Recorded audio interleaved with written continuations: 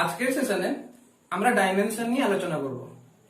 তো এর আগের সেশনে আমরা ইউনিট নিয়ে আলোচনা করেছিলাম, আর ইউনিট নিয়ে আলোচনা করতে গিয়ে আমাদের দু রকম ফিজিক্যাল কোয়ান্টিটির সাথে পরিচয় হয়েছিল। প্রথম হলো ফান্ডামেন্টাল কোয়ান্টিটি। তোমরা জানো 7টা ফান্ডামেন্টাল কোয়ান্টিটি রয়েছে, আর এদের একটা আলাদা ইন্ডিপেন্ডেন্ট এক্সিস্টেন্স রয়েছে। যেমন মাসের আলাদা ইন্ডিপেন্ডেন্ট এক্সিস্টেন্স রয়েছে, এ লেন্থের উপরে ডিপেন্ড করে না, টাইমের উপরে ডিপেন্ড করে না। ঠিক তেমন লেন্থেরও একটা আলাদা ইন্ডিপেন্ডেন্ট এক্সিস্টেন্স রয়েছে, টাইমেরও একটা আলাদা ইন্ডিপেন্ডেন্ট এক্সিস্টেন্স রয়েছে।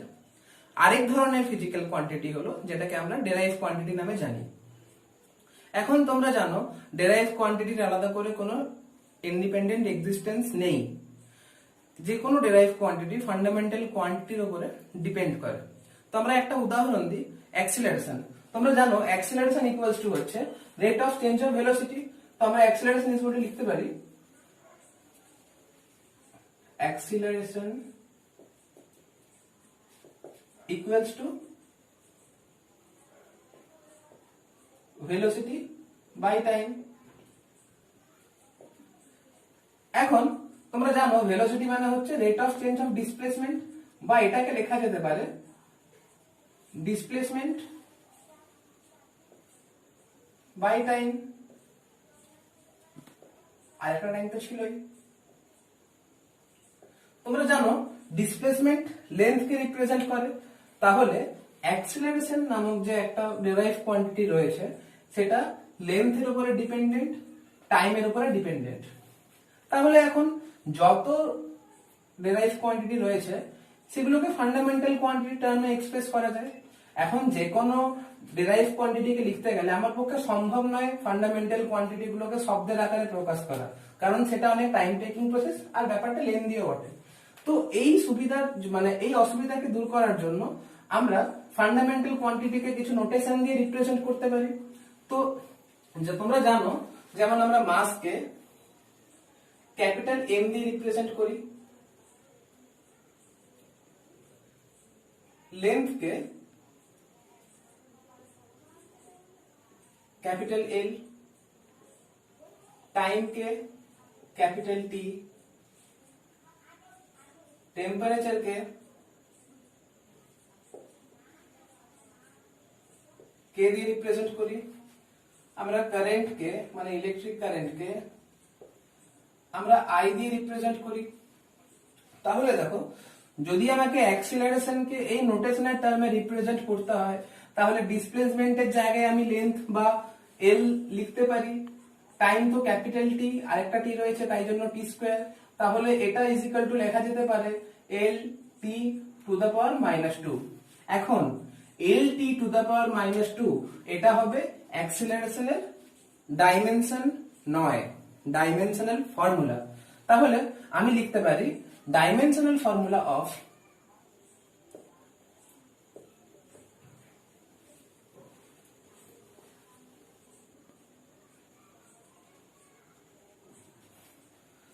acceleration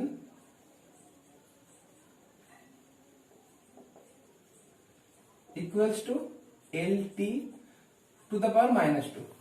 এখন অনেকের মনে প্রশ্ন আসতে পারে যে ডাইমেনশনাল ফর্মুলার প্রয়োজনীয়তা কি, আমরা কেন ডাইমেনশনাল ফর্মুলা লিখতে যাব? দেখো যদি আমার কোনো একটা ডেরাইভ কোয়ান্টিটির যদি ডাইমেনশনাল ফর্মুলা জানা থাকে তাহলে আমরা এই ফর্মুলা দিয়ে বুঝে নিতে পারবো যে এই ডেরাইভ কোয়ান্টিটিটা বিভিন্ন ফান্ডামেন্টাল কোয়ান্টিটির উপরে কিভাবে নির্ভরশীল। এই ডাইমেনশনাল ফর্মুলা দিয়ে আমরা বুঝতে পারলাম অ্যাক্সিলারেশন ইকুয়ালস টু হয় লেন্থ বাই টাইম স্কয়ার। তাহলে বোঝা গেল ডাইমেনশনাল ফর্মুলা দিয়ে আমরা বুঝতে পারবো যে কোনো একটা ডেরাইভ কোয়ান্টিটি ফান্ডামেন্টাল কোয়ান্টিটির উপরে কিভাবে নির্ভরশীল।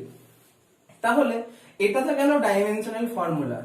এরপরে যদি বলি ডাইমেনশন কি, হোয়াট ইজ ডাইমেনশন, তখন তোমরা যদি আরেকবার ভালো করে লক্ষ্য করো যে অ্যাক্সিলারেশন এই টার্মটা দুটো ফান্ডামেন্টাল কোয়ান্টিটি নিয়ে তৈরি, একটা হচ্ছে লেন্থ, একটা হচ্ছে টাইম। আর অ্যাক্সিলারেশন কে যখন আমি লেন্থ আর টাইম দিয়ে এক্সপ্রেস করব তো এর এক্সপ্রেশনে বা এর ডাইমেনশনাল ফর্মুলাতে দুটো ফান্ডামেন্টাল কোয়ান্টিটি গুণ অবস্থায় আছে, আর গুণ অবস্থায় থাকার সময় যে বেস কোয়ান্টিটি গুলো রয়েছে বা যে ফান্ডামেন্টাল কোয়ান্টিটি গুলো রয়েছে তার উপরে একটা করে পাওয়ার আছে। যেমন বুঝতে পারছো লেন্থের পাওয়ার রয়েছে 1 আর টাইমের পাওয়ার রয়েছে -2।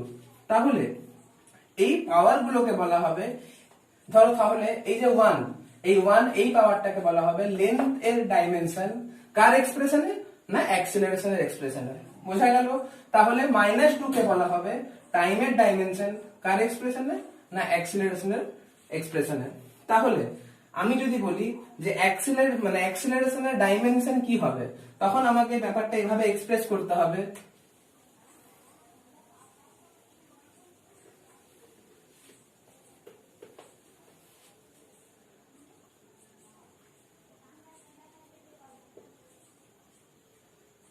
dimensions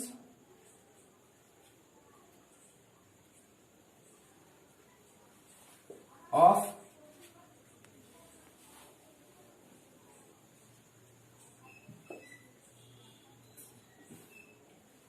acceleration আর আবার বলি আমরা ঘাতটাকে বা পাওয়ারটাকে ডাইমেনশন বলবো। এখন ডাইমেনশনস অফ অ্যাক্সিলারেশন আর পাওয়ারটা হচ্ছে 1, কিন্তু 1টা কার power? In length and -2 in time. তাহলে বোঝা গেল ডাইমেনশন কি।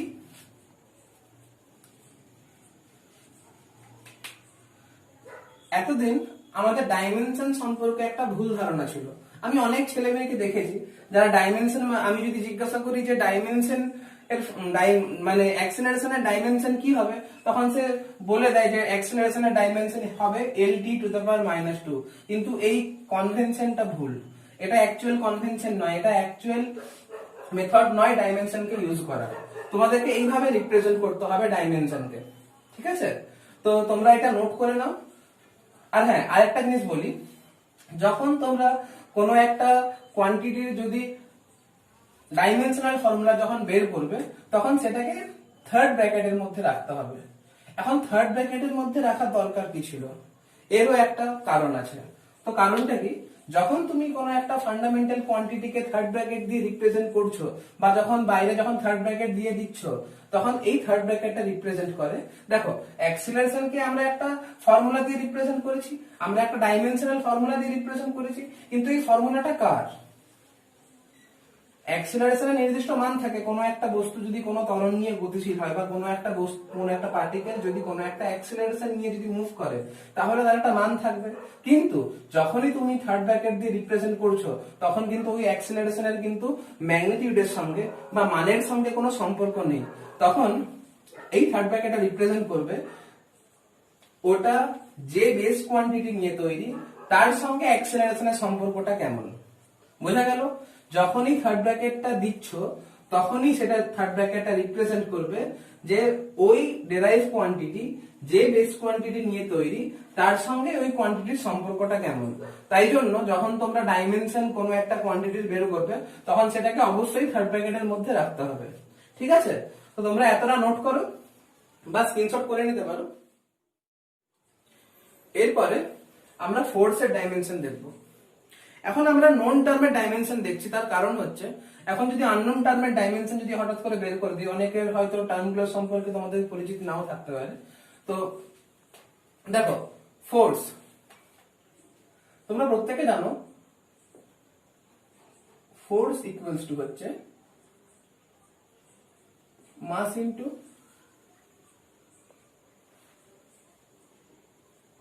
অ্যাক্সিলারেশন। এখন এই মাত্র আমরা অ্যাক্সিলারেশনের, যখন আমরা ফোর্সের ডাইমেনশনাল ফর্মুলা বের করব, তখন ফোর্সকেও থার্ড ব্র্যাকেটের মধ্যে রাখতে হবে। কেন থার্ড ব্র্যাকেটের মধ্যে রাখবো? কারণ আমরা ডাইমেনশনাল ফর্মুলা বের করছি, আর ডাইমেনশনাল ফর্মুলা যখন বের করব, তখন সেটা রিপ্রেজেন্ট করছে ফোর্স, এই ডেরাইভ কোয়ান্টিটি বিভিন্ন ফান্ডামেন্টাল কোয়ান্টিটির সঙ্গে সম্পর্কটা তার কেমন, বা ফোর্স কোয়ান্টিটিটা বিভিন্ন ফান্ডামেন্টাল কোয়ান্টিটির সঙ্গে কিভাবে নির্ভরশীল। তাহলে মাসকে আমরা কিভাবে রিপ্রেজেন্ট করব? মাসকে আমরা ক্যাপিটাল এম দিয়ে রিপ্রেজেন্ট করব। আর একটু আগে অ্যাক্সিলারেশনের আমরা ডাইমেনশন বের করলাম, সেটা হচ্ছে LT⁻²। তাহলে এটাকে লেখা যেতে পারে M L T to the power -2। তাহলে এটাকে আমরা লিখবো, মানে M L T to the power -2টা হবে dimensional formula of force equals to m l t to the power -2। তো ডাইমেনশনাল ফর্মুলা যদি বের করতে বলে তো তোমাদেরকে M L T to the power -2 লিখতে হবে। এরপরে যদি বলে যে ডাইমেনশন অফ ফোর্স কি হবে, তখন তোমরা লিখবে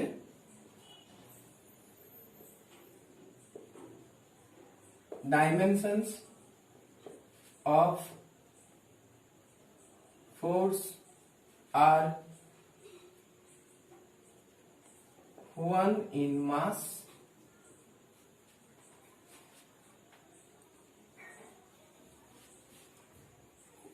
1 in length, -2 in time। তোমরা নোট ডাউন করে নাও।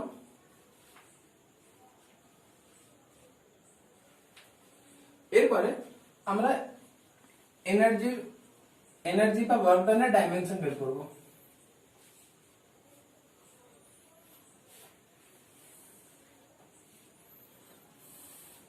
তোমরা প্রত্যেকে জানো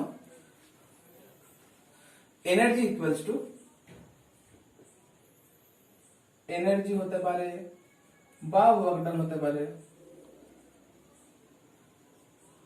কারণ তোমরা প্রত্যেকে জানো যে এনার্জিকে ওয়ার্কে তোমার কনভার্ট করা যায়, আবার ওয়ার্ক থেকে এনার্জিতে আসা যায়। তো এনার্জি ডাইমেনশন আর ওয়ার্কের ডাইমেনশনাল ফর্মুলা, এদের ডাইমেনশনাল ফর্মুলা দুটো একই হবে। তো ওয়ার্ক ডানকে আমরা রিপ্রেজেন্ট করতে পারি ফোর্স ইনটু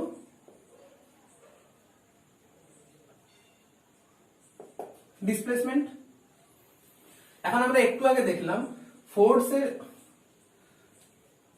যেহেতু আমরা ডাইমেনশনাল ফর্মুলা বের করছি তখন এটাকে থার্ড ব্র্যাকেটের মধ্যে রিপ্রেজেন্ট করব। তোমরা যখন বাড়িতে প্র্যাকটিস করবে বা যখনই করবে তখন থার্ড ব্র্যাকেটটা কেন রিপ্রেজেন্ট করছো সেটা মুখে মুখে বলে প্র্যাকটিস করবে। এতে সুবিধা কি হয়, অনেকের মানে আমারও এখনো কম বেশি ভুল হতে থাকে, ওখানে আমরা থার্ড ব্র্যাকেট দিয়ে রিপ্রেজেন্ট করতে ভুলে যাই। তোমরা যদি বাড়িতে মুখে মুখে প্র্যাকটিস করতে থাকো তাহলে কি হবে, এই সিলি মিস্টেক গুলো এক্সাম হলে হয় না আর কি। দেখো এই মাত্র আমরা ফোর্সের এক্সপ্রেশন মানে ফোর্সের ডাইমেনশনাল ফর্মুলা বের করলাম, সেটা হচ্ছে গিয়ে M L T to the power -2। এটাকেও থার্ড ব্র্যাকেট রাখো, কোনো অসুবিধা নেই, এটাকেও রাখতে পারো, কোনো অসুবিধা নেই, ইনটু এটা হলো এল। এখন এম টাইমই থাকবে, এল into L, L square T to the power -2। তাহলে লিখতে পারি আমরা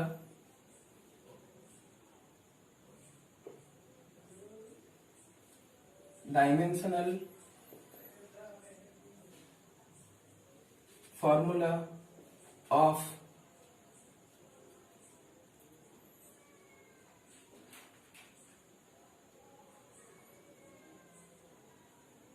work done is equal to m l square t to the power -2। আবার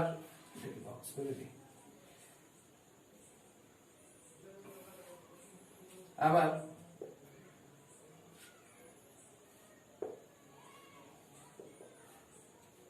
dimensions of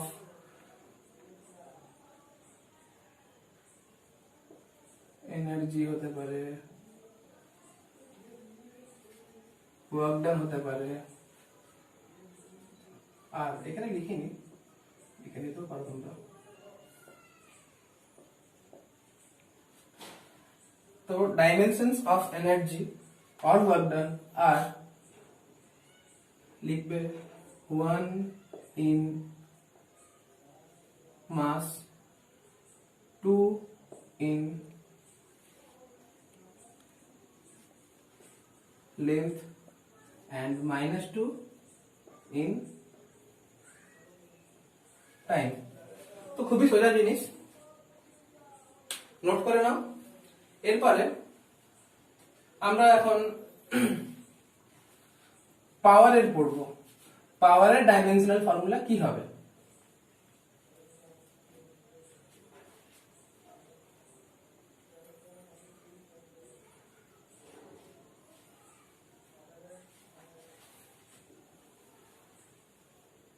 দেখো, তো পাওয়ার মানে আমরা কি জানি? আগে আমরা প্রেসার বের করে নিই, তারপরে পাওয়ার বের করবো। প্রেসার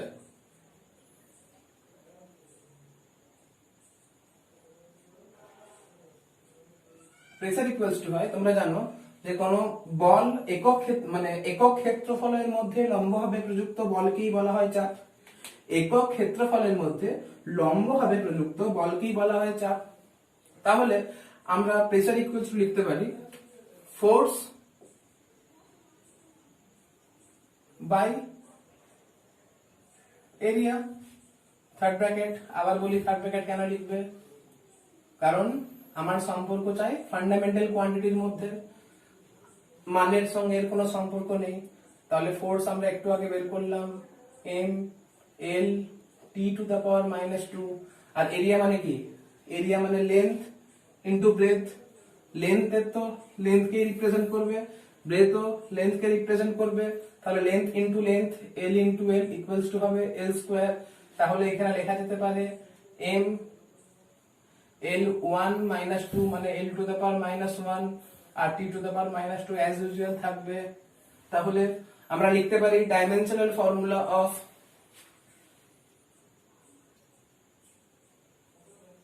প্রেসার ইকুয়ালস টু হবে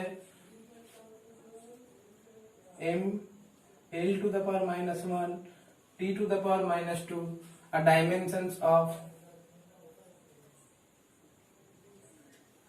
প্রেসার আর কত হবে? 1 in mass, -1 in length and -2 in time। Note করে নাও বা স্ক্রিনশট করে নাও। এরপরে আমরা পাওয়ারের ডাইমেনশন দেখব।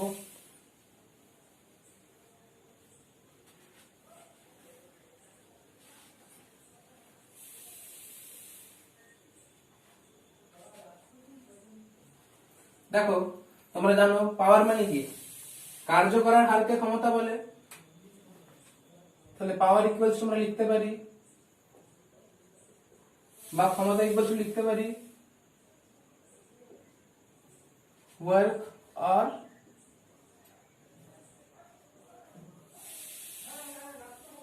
Energy by time. এখন দেখো, আমরা একটু আগে বের করলাম, দেখো আবার বলি থার্ড ব্র্যাকেট। থার্ড ব্র্যাকেট কেন? কারণ আমার সম্পর্ক চাই ফান্ডামেন্টাল কোয়ান্টিটির মধ্যে। এখন ওয়ার্কের জায়গায় আমি কি লিখতে পারি? ওয়ার্কের ডাইমেনশনাল ফর্মুলা কত হবে? ওয়ার্কের ডাইমেনশনাল ফর্মুলা আমরা একটু আগে বের করলাম, M L square T to the power -2। আর টাইম কত হবে? টি। তাহলে এখানে হলো এম এল স্কয়ার আর টি টু দ্য পাওয়ার -2 আর এদিকে -1, তাহলে -3। তাহলে আমরা লিখতে পারি dimensional formula of power equals to m l square t to the power -3। আবার ডাইমেনশনস অফ পাওয়ার আর 1 in mass, 2 in length, -3 in time। তো এটা তোমরা নোট ডাউন করে নাও। এরপরে আমরা একটু কঠিনের দিকে যাব। আমরা তড়িৎভেদ্যতা বা পারমিটিভিটির ডাইমেনশনাল ফর্মুলা আর ডাইমেনশন বের করব। এখন তড়িৎভেদ্যতা জানার আগে তোমাদের প্রত্যেককে কুলম্বস ল এর সম্পর্কে পরিচিত হওয়া দরকার। তোমরা অনেকেই জানো যে Coulomb's law F equals to হয় 1/4πε0 by epsilon naught q1 q2 by r square.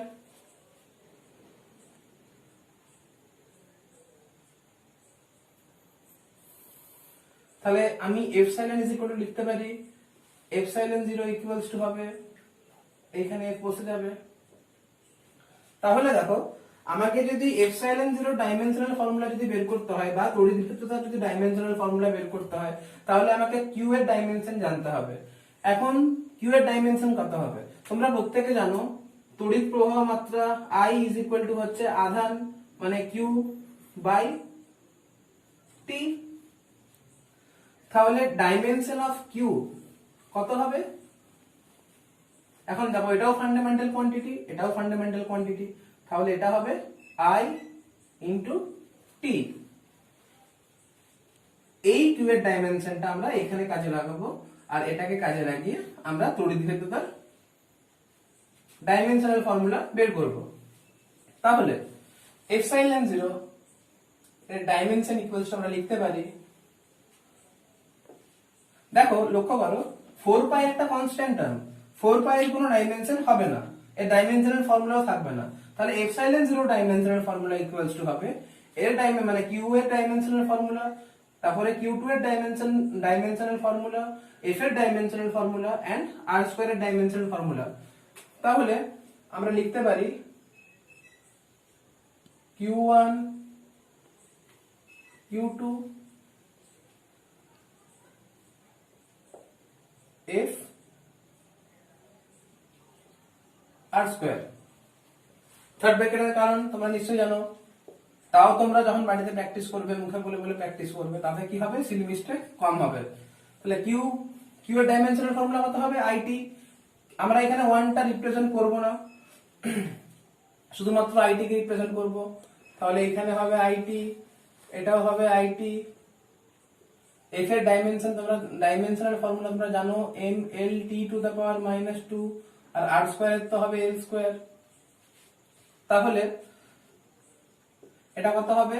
একটা এম আছে, উপরে গেলে হবে m টু দ্য পাওয়ার -1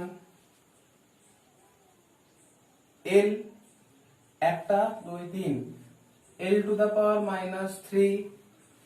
তারপরে দেখো এখানে t স্কয়ার আবার t টু দ্য পাওয়ার -2, তাহলে t টু দ্য পাওয়ার 2 -2 মানে t to the power 4।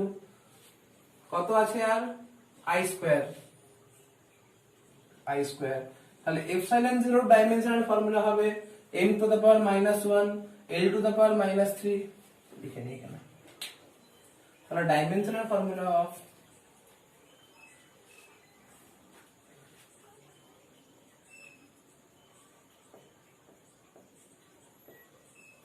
permittivity equals to হবে m to the power -1 l to the power -3 t to the power 4 i square. বোঝা গেছে?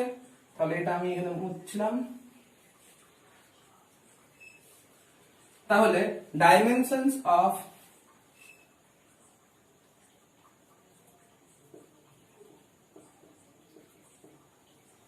permittivity are -1 in mass, -3 in length, 4 in time, 2 in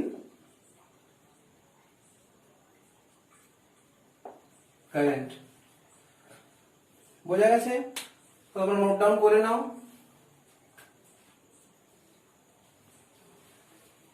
তো আমরা আপাতত এতগুলো dimension পড়লাম, এরপরে যতগুলো মানে তোমার ডেরাইভ কোয়ান্টিটি রয়েছে তার ডাইমেনশন গুলো তোমরা বাড়িতে চেষ্টা করতে পারো, অবশ্যই করতে পারবে। এরপরে যে ডাইমেনশন গুলো মানে যে সব কোয়ান্টিটির ডাইমেনশন আমি করাইনি, যেমন ধরো সারফেস টেনশন, পৃষ্ঠ টান হতে পারে, ভিসকসিটি, সান্দ্রতা হতে পারে, তো এইগুলো এই টার্মগুলোর সম্পর্কে এখনো তোমরা অনেকে পরিচিত হওনি। যখন আমরা অন্যান্য টপিকের উপরে ভিডিও আপলোড করব তখন ওই কোয়ান্টিটির ডাইমেনশন আমরা সেই ভিডিওতে তখন আপলোড করে দেবো, তখন আমরা পড়িয়ে দেবো। তাতে কি হবে, তোমার আন্ডারস্ট্যান্ডিংটা সুবিধা হবে আর কি। এখন যদি আমি পৃষ্ঠটানের যদি ডাইমেনশন যদি করাই তাহলে তোমাদের ধারণাই নেই পৃষ্ঠটান কি, তো পৃষ্ঠটানটা আগে জানা দরকার, তারপরে আমরা ডাইমেনশনে আসবো, ঠিক আছে? তো যখন পৃষ্ঠটান টপিকটা হবে তখন আমরা পৃষ্ঠটানের ডাইমেনশন ওই টপিকে করাবো। তো এরপরে মানে আজকের এই ভিডিওতে আমরা শুধুমাত্র বিভিন্ন কোয়ান্টিটির ডাইমেনশন কি করে বের করতে হয়, ডাইমেনশন কথাটার মানে কি, ডাইমেনশনাল ফর্মুলার প্রয়োজন কেন, এর ইন্ট্রোডাকশনটা কি ছিল সেটা আমরা পড়লাম। এরপরে ডাইমেনশন নিয়ে 3টে অ্যাপ্লিকেশন আছে। তো এই 3টে অ্যাপ্লিকেশন আমরা পরপর 3টে পার্টে কভার করব, তাতে কি হবে ভিডিও লেন্থটা ছোট হবে। তো আমি ভেবেছি এরপর থেকে প্রত্যেকটা মানে এক একটা ভিডিও এক একটা মানে এক একটা টপিক ওয়াইজ এক একটা ভিডিও হবে, এবং খুব বড় না হলে তাহলে আমরা ভিডিওটা পার্টে পার্টে ছোট করে নেবো আর কি। তো আজকের পর্যন্ত এতটাই থাক। তো নেক্সট ভিডিও নিয়ে আসবো ডাইমেনশনের অ্যাপ্লিকেশন নিয়ে। ওকে, আজকের মতো বাই।